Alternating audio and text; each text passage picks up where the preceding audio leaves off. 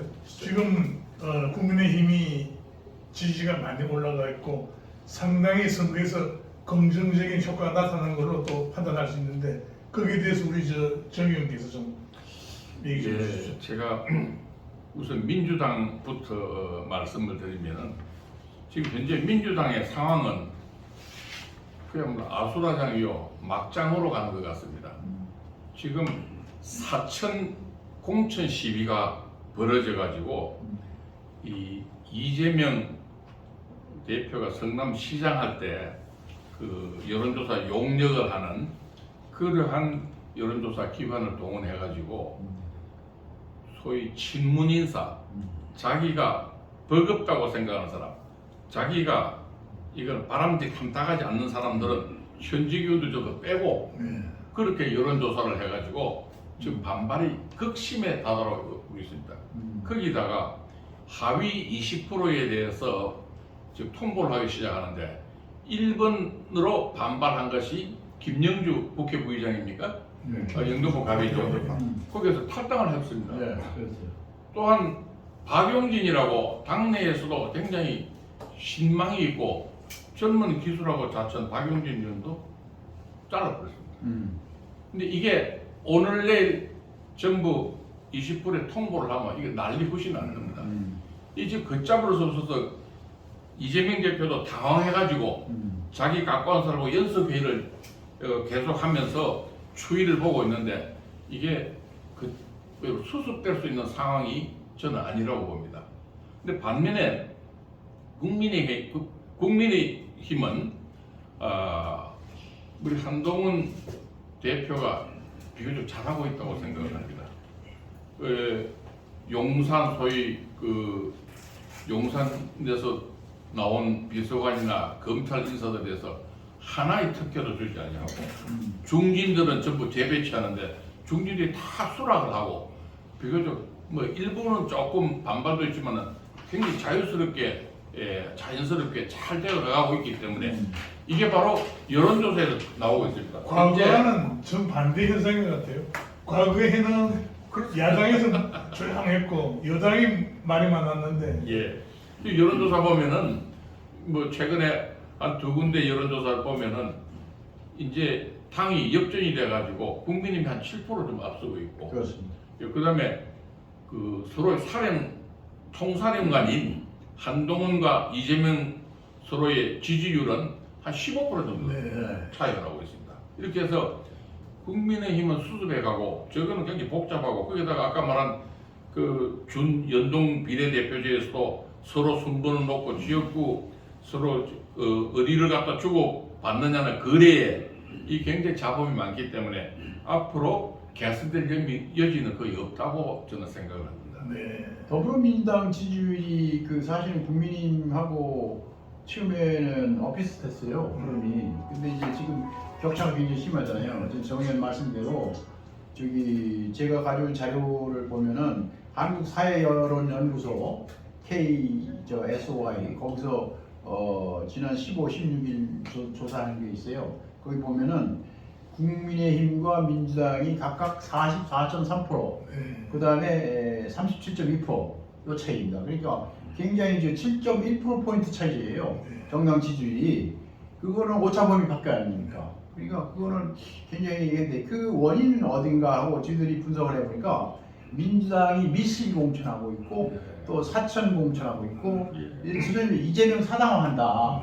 그래서 지금 뭐 국회 부의장 하는 분은 어저께 사표 내고 뭐 탈당하듯이 이렇게 하고 있는데 아마 그 내 사람 심기를 통해서 이재명 그 대표는 8월 전당대회에서 차기 당권을 재차 쥐겠다 이런 야유가 있는 것 같습니다. 그렇다면은 현재로 봐서는 4월 총선에서 민주당이 승리를 못하면 무슨 8월에 자기가 다시 당대표 걸 차지하느냐? 못하죠. 못하죠. 사법 리스크도 많지 않습니까? 지금 많죠. 본인 사법 리스크가 뭐 이후까지가 지금 재판받고 있는데 일단 그 국민의힘은 지난번에 뭐 대통령하고 뭐 비상대책위원장하고 갈등이 있었다고 그랬잖아요. 일단은 봉합했잖아요. 봉합하고 나서 비대위 체제가 정상적으로 가동하고 있고 지금 한동훈 그 개인의 인기뿐만 아니라 국민의힘의 인기가 이제 굉장히 올라가고 있어요. 네. 자꾸 이런 추세로 올라가면 아마 이 7.2%보다도 더 많은 포인트가 차이가 나지 않을까.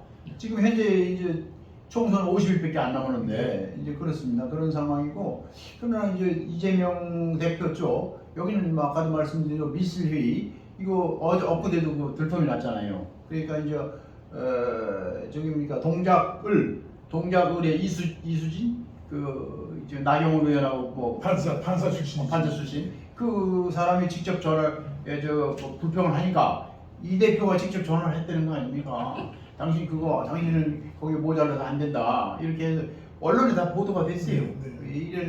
이런 문제가 있고, 또 이제 하나는 이낙연, 이준석 그 신합 이 제3지대 이 신당이 결국은 분리됐잖아요. 그래서 처음부터 저희들은 언론인들은 그렇게 봤어요. 아 저거 얼마 못 갈 거다. 분명히 저거 분당 될 거다. 이렇게 했는데 예측대로 맞더라고요. 그거는 그래서 그렇게 되면은 이제 야권은 이제 이게 상당히 이 일기예보로 보면은 아주 흐린 비가 오는 그런 날씨입니다. 오늘 같은 날씨고, 여당은 현재 이제 그 맑음인데 그럴수록 여당은 더 교만하지 말고 더 열심히 해야죠. 그래서 국민들한테 앞으로 미래를 제시하는 그런 여당이 돼야 표를 많이 얻지 않나 이렇게 봅니다. 저도 제가 말씀드리고 싶은 거는 아까 좋은 지적인데, 지금 그 열린민주당의 굉장히 뜨거운 감자는 임종석 문제를. 이게 지금 임종석은 절대 성동갑에서 양보를 안 하려고 합니다. 근데 이거는 재치를 하고 이것도 굉장히 뜨거운 감자인데, 방금 말씀드린 대로 제가 한 가지 꼭 지적하고 당부드리고 싶은 것은 50일이 남았습니다만은 50일은 짧기도 하지만 깁니다. 48일입니다. 48일. 예, 선거는 우리도 좀 치러봤지만은 선거는 바람입니다. 바람이 불 수 있는, 어느 쪽으로 불 수 있는 그러한 기간으로서는 상당히 긴 기간입니다. 지금 우리가 당면하고 있는 큰 문제가 지금 의사들의 그 현장을 이탈하고 사실상 파업을 하는 이 문제가 저는 적지 않다고 생각합니다. 의사들이 인원수가 거의 한 전공의들 이 말씀이죠. 전공의. 의사들이 전공의 현장 따라 전공입니다만은 이 의사들이 계속해서 진료를 전공의들이 떠나고 이게 또 가세가 되고 악화가 되면은 향후 굉장히 대란이 일어날 가능성이 있습니다. 지금은 대통령이 굉장히 잘하고 있습니다만은 이것이 너무 오래 가면은 이 바람이 역으로 거꾸로 불 수도 있기 때문에 이 문제에 대해서 빨리 우리 집권 여당 정부는 수습을 하시는 것이 좋지 않겠나. 그렇죠.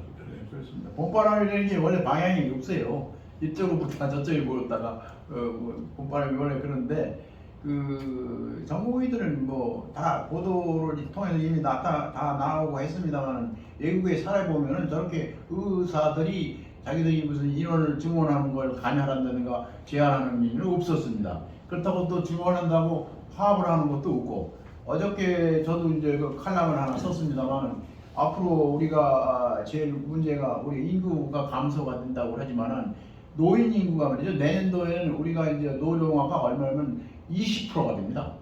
초고령 사회로 들어가요. 그러니까 의료의 수요가 굉장히 늘어나는 겁니다. 그런데 지금 OECD 기준에서 우리나라 의사의 그 비율이 그 10만 명당 얼마냐면 7명입니다. 7명.